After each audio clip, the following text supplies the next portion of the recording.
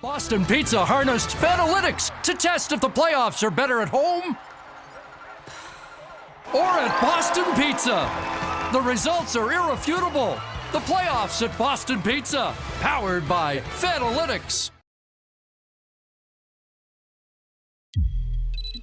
Welcome into Daily Faceoff Live, your go-to source for everything hockey. Live every weekday at noon Eastern.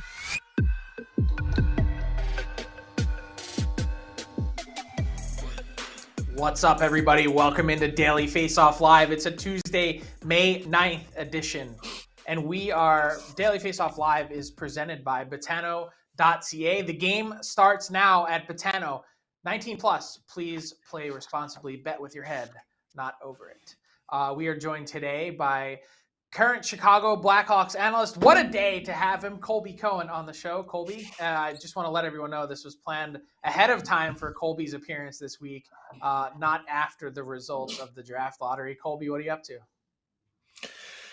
I got a lot of text messages, Frank. I got a lot of texts. I got a lot of business things happening today, a lot of podcasts, and you're going to join us later on our podcast. You were someone that came up. So it's a busy day in May for a team that has been out for quite some time.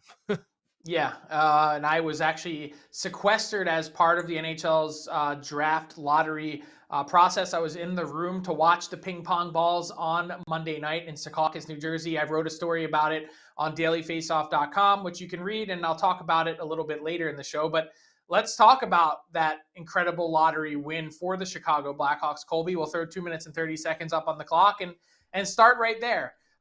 Tell me where you were. Tell me what the reaction has been like in Chicago since the news.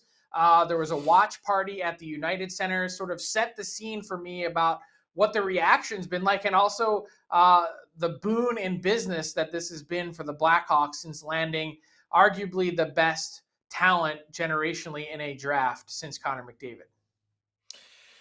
Yeah, so I was actually at NBC's studios downtown because we were doing a post-lottery sort of reaction show. We had about 3 different shows prepared depending on what the outcome, top 2, 3, and then if we went to 4 and 5. So we were watching, alongside Pat Boyle and Charlie Remiliotis, obviously cheering, nervously, really hoping for Connor Bedard or Adam Fantilli. I think we all kind of went into last night hoping to at least get to 1 or 2.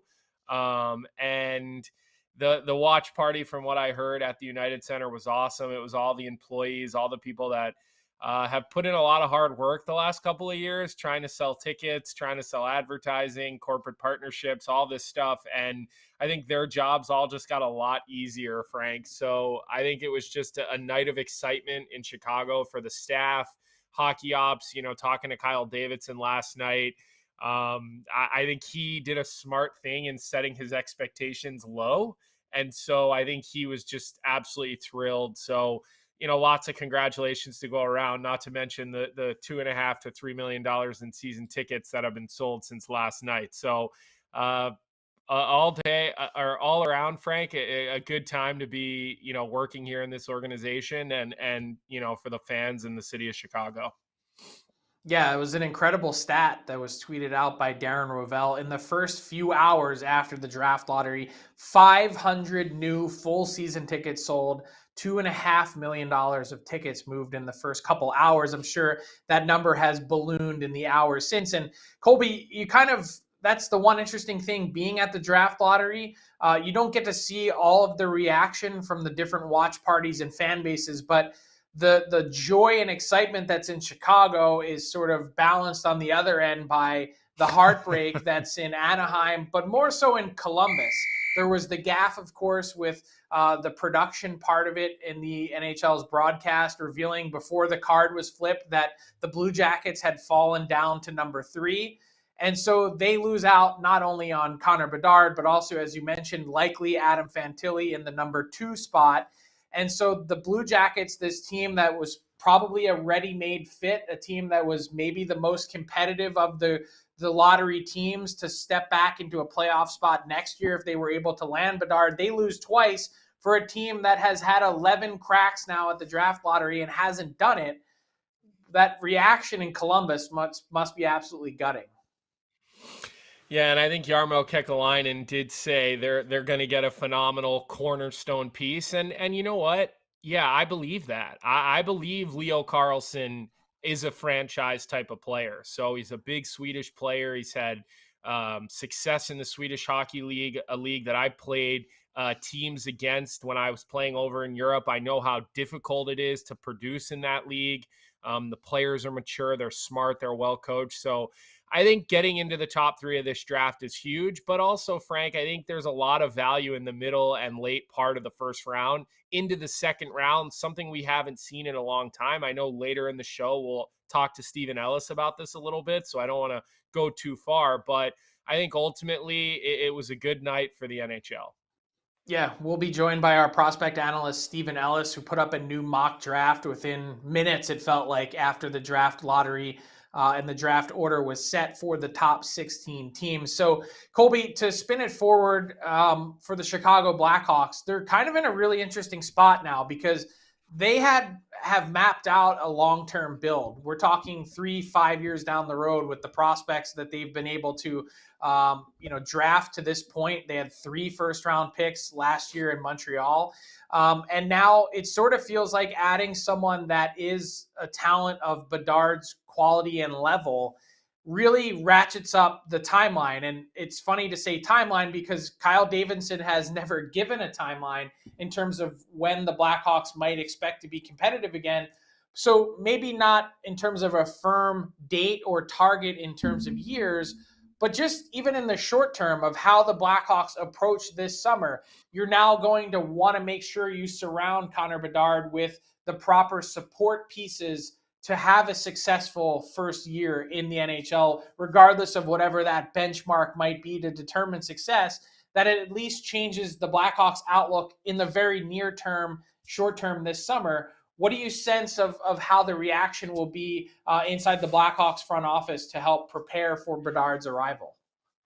You know what, Frank? I don't necessarily agree with that. You have to now start surrounding him. And I know you're not suggesting going out and signing long-term contracts and bringing in big deals, but I don't really think it changes much. And the reason why, look no further than the New York Rangers. And I know Lafreniere and I know Kakko and those guys have not panned out to be star players, but to me, it's a cautionary tale of why you don't rush a rebuild. Because you look at the Rangers, they've got a core of guys that look slow in the playoffs and are aging. You've got a core of young players that don't look like they've developed into what you had hoped because you signed guys like Panarin and you gave Kreider the extension that you did. And I think to me, that stunts those guys' growth in New York. And now all of a sudden, I think the Rangers are caught in a little bit of no man's land. So I think that's a great cautionary tale for Kyle Davidson and the Blackhawks. Stay the course.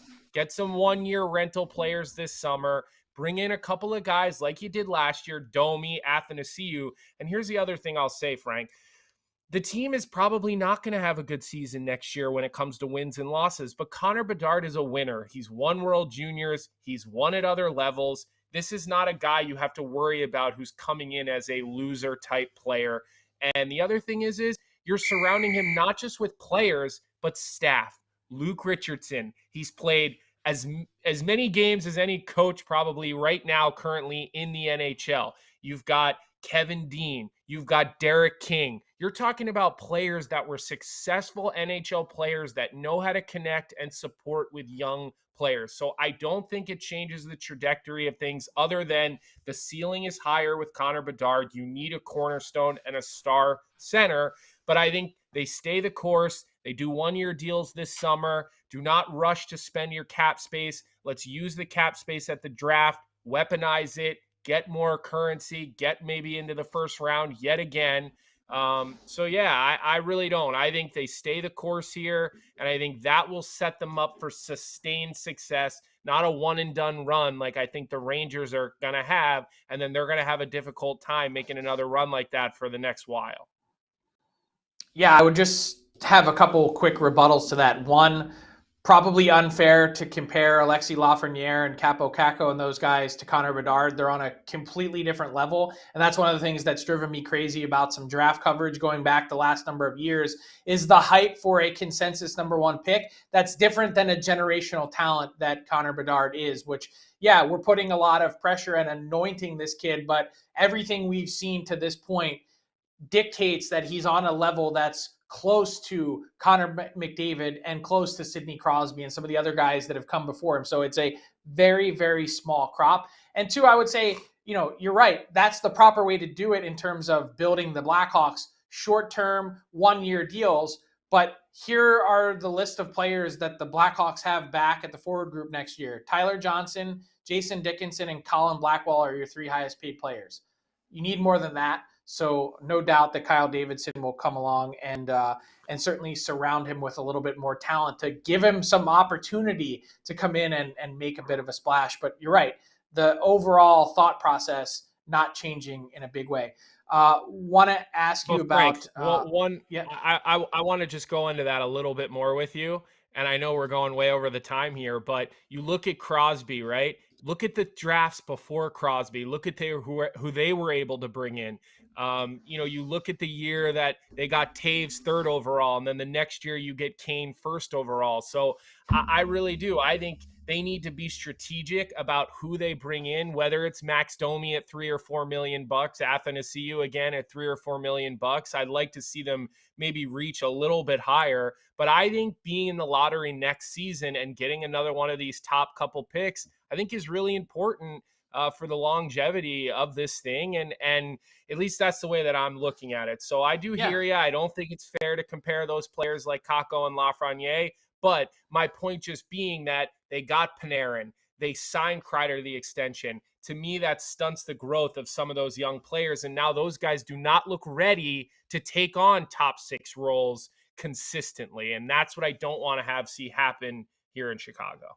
Yeah, I get what you're saying. The Blackhawks land really the hardest piece to try and get. Now it's about trying to fill out the group underneath. And as you said, the lottery part will be significant next year as well. You want to get as many of those picks as you can. The Arizona Coyotes this year, a cautionary tale, played themselves really out of the mix with the number of ping pong balls that they had there. Let's talk about Gabriel Landeskog. Some significant news. Colby, on Tuesday morning, the Colorado Avalanche announcing that their captain will undergo a cartilage transplant in his right knee on Wednesday. The surgery will be performed by Dr. Brian Cole in Chicago at the Rush University Medical Center, and he's expected to miss the entire 2023-24 season. So Landeskog already sat out this entire past season.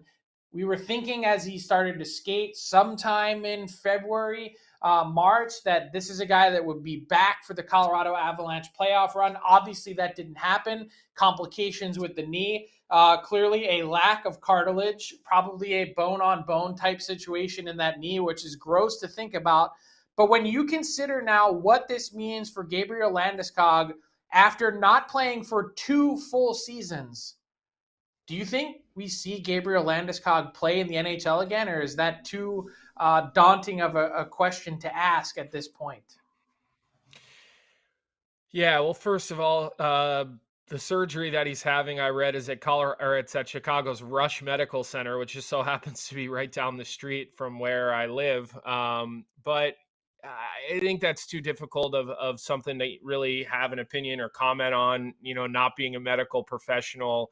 I usually am pretty opinionated about things, Frank, but I hope we see him again. I like to see and think with modern technology, with how good rehabilitation and recovery and all the science and technology behind it, there will be a way to get him back out on the ice.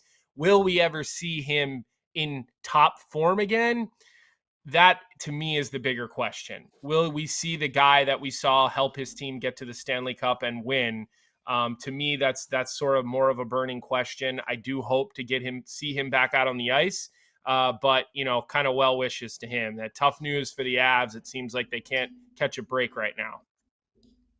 Yeah, the injury news has been tough on the Avs front. I'm trying to think of a player. I can't come up with one off the top of my head, Colby, that has missed 2 entire full seasons before then coming back to play, and then what that success level was like. Like, we're not talking like played 5 games and, there's this training cycle that you're in terms of being ready to play. And I know that he was skating, but the idea that you miss, by the time playoffs and everything else are added in, almost 200 games, like that's a tough mountain to climb for Gabriel Landeskog, who will be 32 potentially by the time we see him on NHL ice again.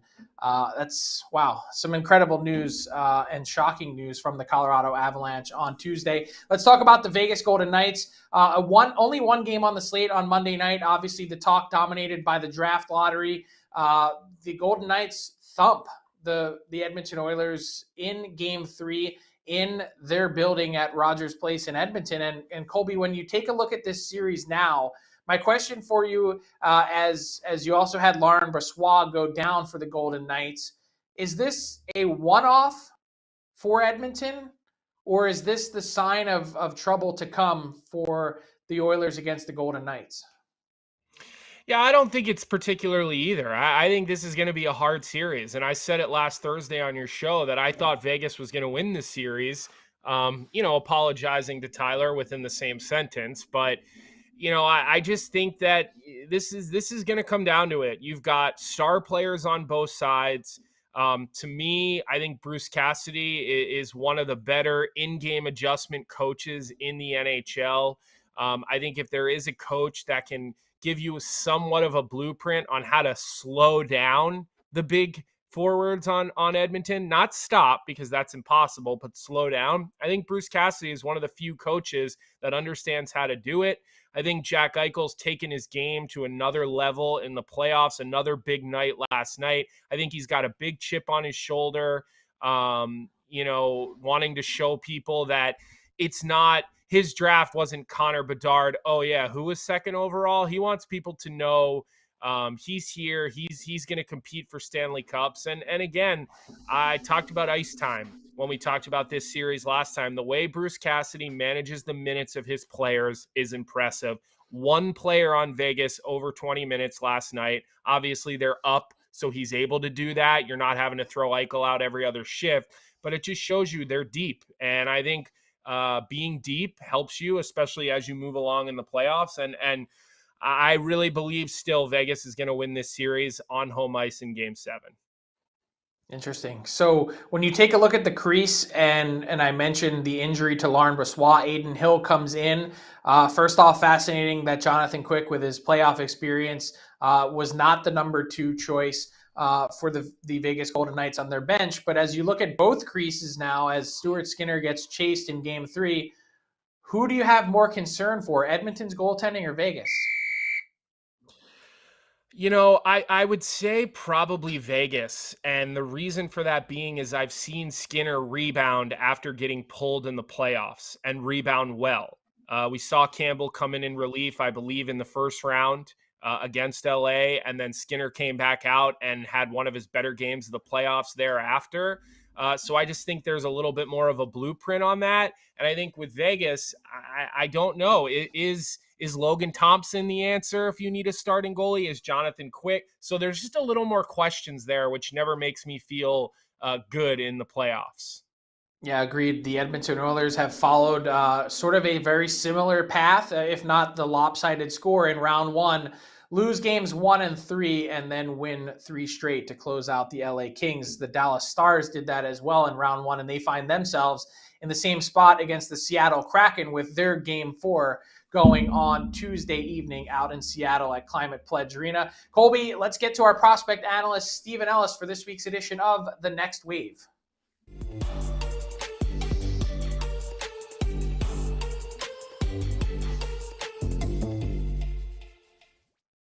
That's right. This is The Next Wave, powered by the new Fanalytics menu at Boston Pizza. Deep fried pickle wedges, beer mosas, pizza flights. There's no better place on the planet to watch all of the Stanley Cup playoff action than at your local Boston Pizza. He is Stephen Ellis, our prospects analyst and associate editor at Daily Faceoff, fresh off of his trip to Switzerland at the U18 World Championships. Stephen, when you take a look at your mock draft now, as you know, pretty easy to pencil in Connor Bedard and Adam Fantilli in the number 1 and 2 spots. But now that we know the order, take us through the rest of your top 5 and what that looks like in your mock draft. Well, first off, Frank, your story that you published this morning was awesome, getting the nice look at the draft lottery. But yeah, you look at Bedard, number 1, that's easy. Number 2, Fantilli, great prospect. Got to talk to him yesterday for a feature that's coming up.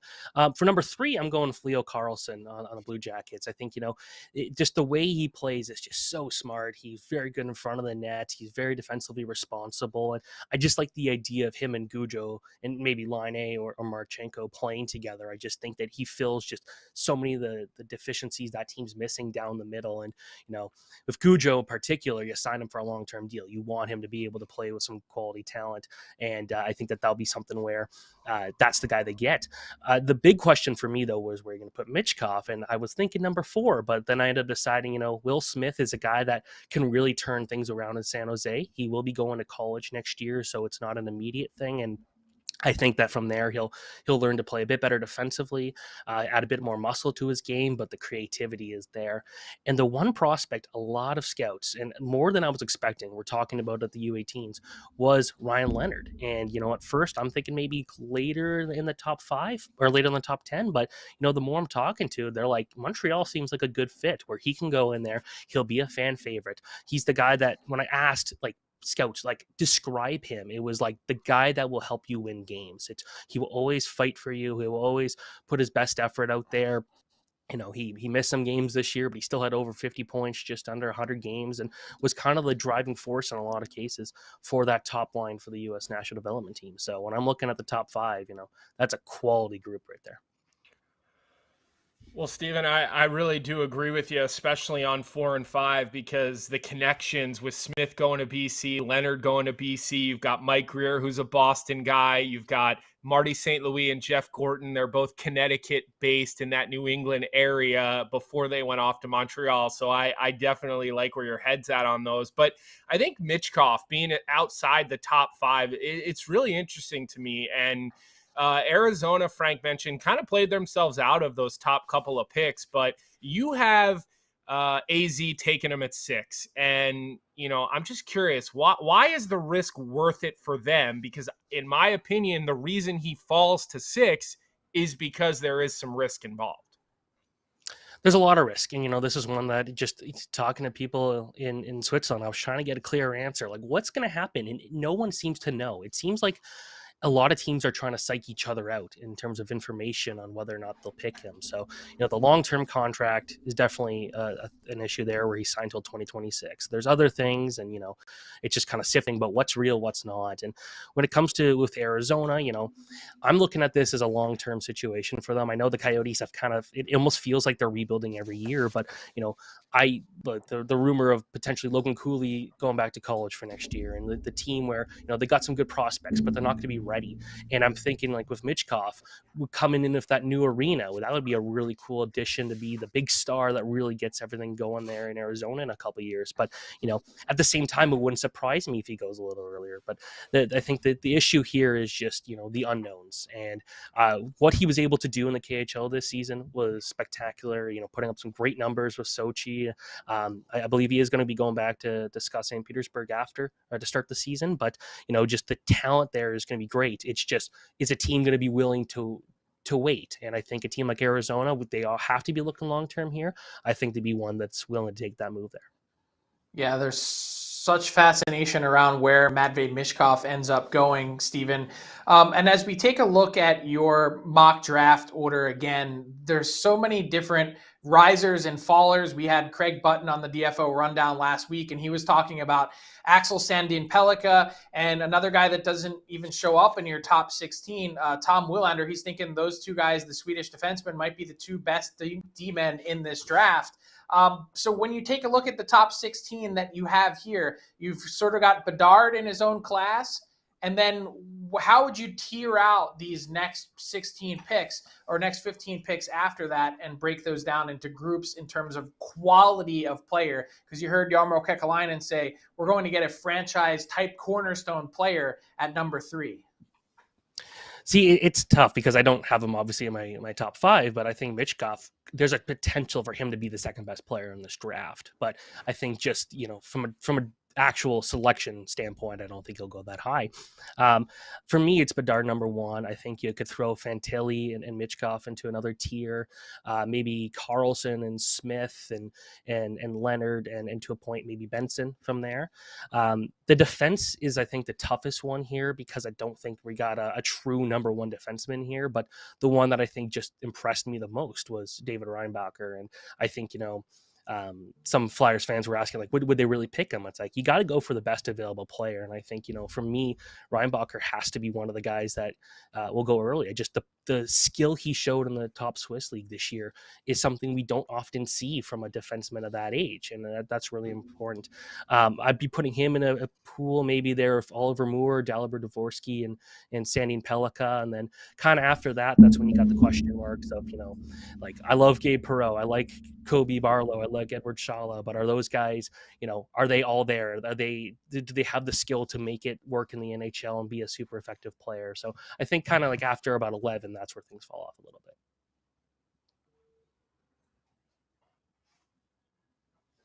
I think your internet cut out there, Stephen. Stephen, pleased to have you join us today for the next wave, which was presented by our friends at Boston Pizza and their new Fanalytics menu. No better place on the planet to watch all of the Stanley Cup playoff action than at Boston Pizza. Thanks, Stephen. Talk to you next week. Thanks, guys.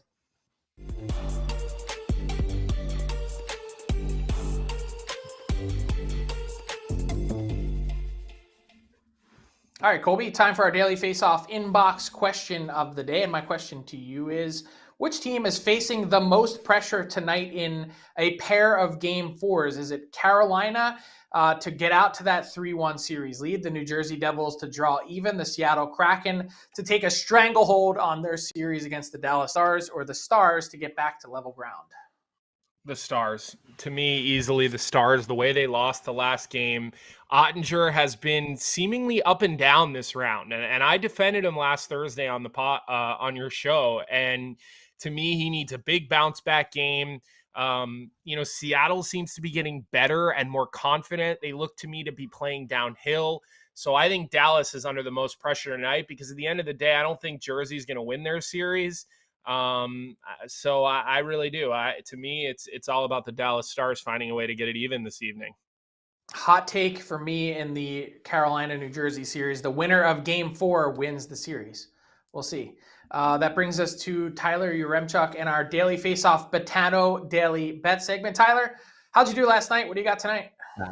Bad. The Oilers really let me down that game. I mean, when I saw Laurent Brossoit go down, especially, I was like, oh, that over 3.5 that I took was looking pretty good. But Aiden Hill shut the door, didn't face a ton of rubber either. So we'll look to bounce back tonight, Frank. 2 games on tap in the NHL, and I got a couple of plays courtesy of Betano. The game starts now at betano.ca. I like the Carolina Hurricanes. They are money line underdogs for the second straight game. And yes, they got blown out in game 3, but I like them in a little bit of a bounce back spot. I think their goaltending should be better in this one. They've continued to find the back of the net at a pretty good clip against the Devils. And even if you view this game as a coin flip toss up, I think this plus 132 money line payout is a good enough reason to sprinkle a little on the Carolina Hurricanes. And then for my player prop tonight, I'm going to the Dallas-Seattle matchup, and I'm taking Rupe Hintz over 2.5 shots. That payout's not bad at minus 111, considering he's hit this in 4 consecutive games. And he hasn't just hit the 3-shot mark. He's gone 4, 4, 5, and 4. So he's crushing it as of late, and we're getting a good payout. So I think this is priced a little wrong. Rupe Hintz over 2.5 shots, and the Canes on the money line. Frank? All right, we got Jason Robertson just ahead of him. His line is set at 3.5 on the shot total. Does not have a single point in this series for the Dallas Stars. He needs to step up in a big way in Game 4 in Seattle. Thanks to Tyler for our Betano.ca daily bet segment. That brings us to garbage time, Colby. And I just wanted to riff a little bit because, as mentioned at the top of the show, I was sequestered in the NHL's draft lottery room in Secaucus, New Jersey on Monday night. I got to witness it all for the first time in my career, to see the surgical precision with how that plays out. I got to tell you, for all the tinfoil hat hockey fans on social media complaining about the process being rigged, or, the NHL just wants to get Connor Bedard to the third biggest market in the U.S., get him to a team where there will be eyeballs on him, which is good for the game, good for business. It's total bullshit. Got to tell you, I saw the entire thing play out, and yeah, I understand the miscue that took place on the production end, which caused Kevin Weeks to sort of spoil the moment for the Columbus Blue Jackets and the drama. But the actual lottery itself was conducted about an hour and a half before that, and I was locked in a room without my cell phone, no ability to communicate. And the reason for that is we got to see the entire process, the ping pong balls put into the machine, counting everything out, seeing the spreadsheets in terms of the different possible combinations. You can watch the entire thing. It was taped. It's posted on NHL.com. I linked to it in my story. It is as legitimate as it gets. And more than that, I think from a pure drama standpoint, the intensity in that room, Colby, you could cut it with a knife. It was incredible to be there and see it firsthand with my own eyes. And to then think about the process in terms of how this all plays out. The NHL shouldn't be flipping cards. That's not the way to do it. Just roll that lottery machine down the hallway into the studio and press that button in real time and reveal it live on air.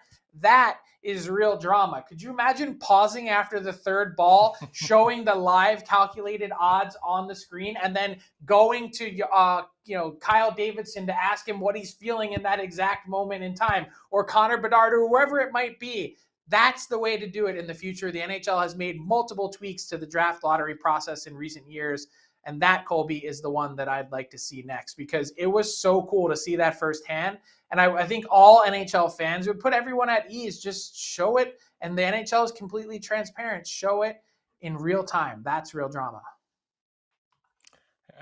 I'm just happy the Blackhawks got the first overall pick. So however it happened, it happened. Like, everyone's texting me, players, agents, managers, scouts, texting me, oh, it's so rigged. It's so rigged. But at the end of the day, it wouldn't have mattered where he went. If he ended up in Arizona, they would have said it was rigged and they would have had a reason for it. If he ended up in, it just doesn't matter.